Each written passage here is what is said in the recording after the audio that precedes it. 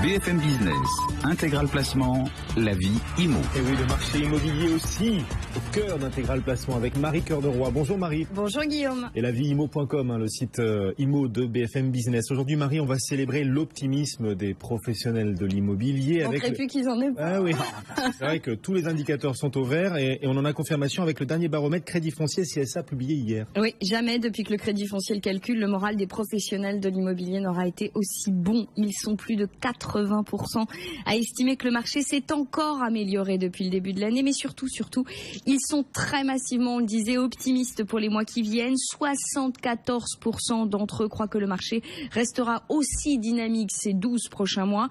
Une part record en constante augmentation depuis 1 an et demi, donc un optimisme porté par plusieurs éléments. On a évidemment les différents dispositifs d'aide à l'achat, et particulièrement le nouveau prêt à taux zéro élargi depuis le 1er janvier.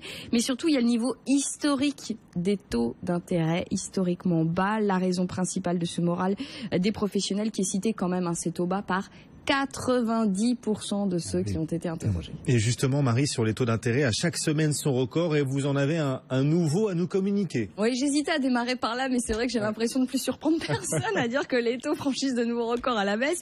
Nouveau record, donc cette fois-ci signé par le courtier Credixia. Il vient de négocier un taux d'intérêt, je ne fais pas le roulement de tambour, mais j'y crois très fort, 1,24% sur 20 ans pour les meilleurs profils.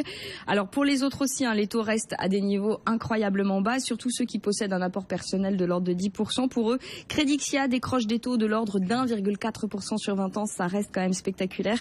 Derrière, on a toujours cette même question, des taux bas c'est bien, mais jusqu'où et surtout pour combien de temps? Eh bien, si certains courtiers tablent déjà sur une stabilisation, voire une légère remontée d'ici l'été, eh bien Credixia, lui, n'y croit pas. D'abord, la politique de la Banque Centrale Européenne n'est pas prête de changer. Ensuite, on sait que les mois de mai, juin, juillet sont des mois traditionnels de conquête pour les banques, mais surtout parce que figurez-vous que les dossiers de renégociation qui avaient été énormes et qui avaient forcé les banques à ralentir et à lever le pied un peu sur le crédit à la même période l'an dernier, ces dossiers de renégociation sont là, mais ils sont quand même relativement moins nombreux qu'ils ne l'étaient l'an dernier. Et donc ça devrait pousser les banques à se montrer, continuer à chasser de nouveaux clients. Exactement, toujours plus attractives et donc des taux qui pourraient ne pas remonter de sitôt. Des taux au plus bas, vous le disiez, des agents immobiliers extrêmement optimistes. C'est un univers idyllique là que vous êtes en train de nous décrire, sauf que parallèlement quand même il y a un effet pervers.